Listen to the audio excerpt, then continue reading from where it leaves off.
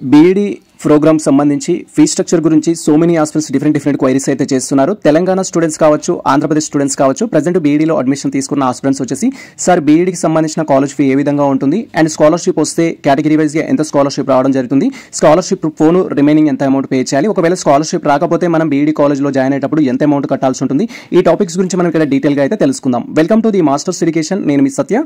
Present వచ్చేసి B Ed programme సంబంధించిన fee structure with scholarship తోటి కంపేర్ చేసిన టాపిక్ గురించి మనం డీటెయిల్గా అయితే తెలుసుకుంటున్నాం.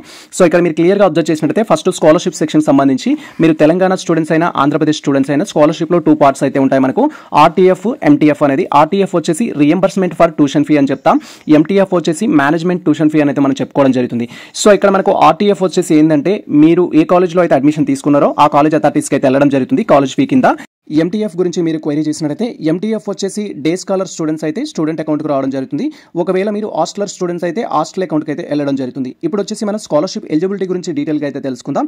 స్కాలర్షిప్ ఎలిజిబిలిటీ ఫర్ ఎగ్జాంపుల్ మీరు తెలంగాణలో బీఈడీ చేస్తున్నట్టయితే తెలంగాణకు లోకల్ అయ్యి ఉండాలి. ఒకవేళ మీరు ఆంధ్రప్రదేశ్లో బీఈడీ చేస్తున్నట్టయితే ఆంధ్రప్రదేశ్కి లోకల్ అయ్యి ఉండాలి. బట్ సమ్ స్టూడెంట్స్ వచ్చేసి ఆంధ్రప్రదేశ్ స్టూడెంట్స్ తెలంగాణలో చేస్తారు, లేదా తెలంగాణ స్టూడెంట్స్ ఆంధ్రప్రదేశ్లో చేస్తారు, లేదా అదర్ స్టేట్లో చేస్తారు. మీరు అదర్ స్టేట్లో చేస్తున్నప్పుడు మీరు మీ యొక్క స్టేట్కి సంబంధించిన స్కాలర్షిప్ వెబ్సైట్ అయితే ఉంటుంది. ఆ యొక్క వెబ్సైట్లో అదర్ స్టేట్ స్కాలర్షిప్ అప్లై చేసుకుంటే ఆ విధంగా కూడా మీకు స్కాలర్షిప్ రావడం జరుగుతుంది. తర్వాత స్కాలర్షిప్ అప్లై చేయాలి అంటే క్యాస్ట్ సర్టిఫికేట్ ఉండాలి. ఎస్సీ ఎస్టీ బీసీ స్టూడెంట్స్కి క్యాస్ట్ సర్టిఫికేట్ మ్యాండేటరీ. అండ్ అదేవిధంగా లేటెస్ట్ ఇన్కమ్ సర్టిఫికేట్ ఉండాలి. మీరు ఏ ఇయర్లో అయితే బీఈడీ చేయడం జరుగుతుందో ఆ ఇయర్కి సంబంధించి ఇన్కమ్ సర్టిఫికేట్ అయితే మీరు తీసుకోవాల్సి ఉంటుంది. తర్వాత ఏజ్ లిమిట్ వచ్చేసి ఏంటంటే సో మీరు తెలంగాణ స్టూడెంట్స్ అయినా ఆంధ్రప్రదేశ్ స్టూడెంట్స్ అయినా ఓసీ ఈడబ్ల్యూఎస్ కేటగిరీకి సంబంధిస్తే మీ ఏజ్ అనేది 30కి మించకూడదు. ఒకవేళ ఎస్సీ ఎస్టీ బీసీ స్టూడెంట్స్ అయితే 34కి మీ ఏజ్ అనేది మించకూడదు. సో ఆ రూల్స్ అన్ని ఫుల్ఫిల్ చేసిన వారు స్కాలర్షిప్ ఎలిజిబుల్ అవుతారు. స్కాలర్షిప్ ఎలిజిబుల్ అవుతే మీకు సమ్ అమౌంట్ రావడం జరుగుతుంది. స్కాలర్షిప్ ఎలిజిబుల్ కాకపోతే కాలేజ్ ఫీ ఎంతైతే ఉంటుందో అది మొత్తం మీరు నేరుగా కట్టాల్సి ఉంటుంది.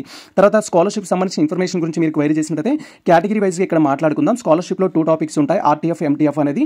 మీరు OC EWS EBC category students అయినట్లయితే 13,500 రూపీస్ అనేది మీకు రియంబర్స్మెంట్ కింద రావడం జరుగుతుంది. ఆర్టీఎఫ్ మీన్స్ ఇక్కడ ఏంటంటే ట్యూషన్ ఫీ అనేది కాలేజ్ ఫీ ఏదైతే ఉంటుందో మీ యొక్క అలాట్మెంట్ లెటర్లో దాన్ని మనం ఇక్కడ ఆర్టీఎఫ్ అని చెప్తాము. అది మీకు 13,500 వరకు రావడం జరుగుతుంది. Which ever is lower. ఒకవేళ మీకు గవర్నమెంట్ కాలేజ్లో సీట్ వచ్చిందనుకో కాలేజ్ ఫీతో కంపేర్ చేసుకుంటే కాలేజ్ ఫీ 3,000 ఉందనుకోండి మీకు ఆర్టీఎఫ్ కూడా 3,000 రావడం జరుగుతుంది. ఒకవేళ కాలేజ్ ఫీ అనేది 28,000 ఉందనుకోండి మీకు అప్ టు 13,500 వస్తుంది. రిమైనింగ్ అనేది మీరు పే చేసుకోవాలి ఓసీ స్టూడెంట్స్. తర్వాత ఎంటీఎఫ్ అనేది రాదు. ఎవరైతే ఓసీ స్టూడెంట్స్ ఉంటారో వారికి ఎంటీఎఫ్ అనేది నాట్ అప్లికేబుల్. తర్వాత బీసీ స్టూడెంట్స్ ఉన్నారనుకోండి 13,500 అప్ టు 13,500 అనేది రావడం జరుగుతుంది. లైక్ ఓసీ స్టూడెంట్స్ లాగానే రిమైనింగ్ వచ్చేసి మీరు పే చేసుకోవాల్సి ఉంటుంది. ఇఫ్ కాలేజ్ ఫీ ఎక్కువగా ఉంటే రిమైనింగ్ పే చేయాలి, తక్కువగా ఉంటే 2 పీలు కంపేర్ చేస్తారు. విచ్ ఎవర్ ఇస్ లోయర్ అది మాత్రమే మనకు ఆర్టీఎఫ్ కింద రావడం జరుగుతుంది. తర్వాత వచ్చేసి ఫర్ మంత్ మనకు 650 రూపీస్ అనేది ఎంటీఎఫ్ కింద రిలీజ్ చేస్తారు. మీరు డే స్కాలర్ అయినట్టయితే మీ అకౌంట్లో పడడం జరుగుతుంది. తర్వాత 1,500 ఫర్ మంత్ అనేది హాస్టలర్కి రావడం జరుగుతుంది. మీరు హాస్టల్ తీసుకుంటే 1,500 హాస్టల్ వారి అకౌంట్కి వెళ్ళడం జరుగుతుంది. If SC ST minority students అయినట్టయితే మీకు ఫుల్ రియంబర్స్మెంట్ ఫీ అనేది వస్తుంది. ఫర్ ఎగ్జాంపుల్ మీకు మీ యొక్క కాలేజ్ ఫీ అనేది 28,000 ఉందనుకోండి, 28,000కి 28,000 అనేది మీకు శాంక్షన్ చేయడం జరుగుతుంది. అది డైరెక్ట్గా కాలేజ్ అకౌంట్కి పోతుంది ఆర్టీఎఫ్ అనేది. ఎంటీఎఫ్ సేమ్ లైక్ బీసీ స్టూడెంట్స్కి ఏ విధంగా అయితే వస్తుందో ఆ విధంగానే రావడం జరుగుతుంది. ఒక ఎగ్జాంపుల్ తీసుకుందాం మనకి ఇక్కడ.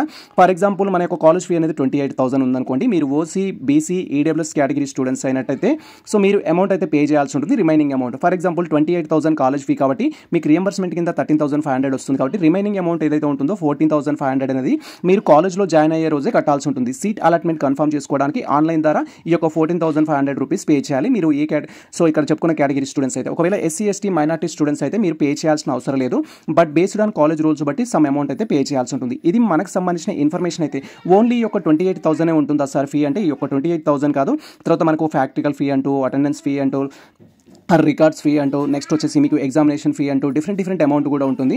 ఇది ఫర్ ఇయర్కి ఒక ఇయర్కి మాత్రమే 28,000 అనేది. బీఎడ్ వచ్చేసి 2 ఇయర్స్ కాబట్టి 2 ఇయర్స్కి ట్వైస్ కట్టాల్సి ఉంటుంది. ఇఫ్ మీకు స్కాలర్షిప్ రాకపోతే స్కాలర్షిప్ వస్తే ఎంతైతే వచ్చిందో ఆ అమౌంట్ అనేది తీసుకొని రిమైనింగ్ అమౌంట్ అనేది మనం కట్టాల్సి ఉంటుంది. ఇది మనకు సంబంధించి క్లియర్ కట్ ఇన్ఫర్మేషన్ అయితే బీఈడీ ప్రోగ్రామ్ సంబంధించిన ఫీ స్ట్రక్చర్ అండ్ స్కాలర్షిప్ సంబంధించి. ఖచ్చితంగా కాలేజ్ ఫీ 28,000 ఉండాలని లేదు. మీరు జాయిన్ అవుతున్న కాలేజ్కి ఒక విధంగా అయితే ఉంటుంది. జస్ట్ మీరు కంపేర్ చేసుకోవాల్సి ఉంటుంది బేస్డ్ ఆన్ కేటగిరీని బట్టి. సో ఈ ఇన్ఫర్మేషన్ మీకు నచ్చినట్లయితే మన వీడియో లైక్ చేయండి, మన ఛానల్ సబ్స్క్రైబ్ చేసుకోండి. ఇలాంటి లేటెస్ట్ అప్డేట్స్ కోసం మన ఛానల్ని ఫాలో అవుతుంది. కుదిరితే మిత్రులకు షేర్ చేయండి. All the best all. Thank you for watching this video.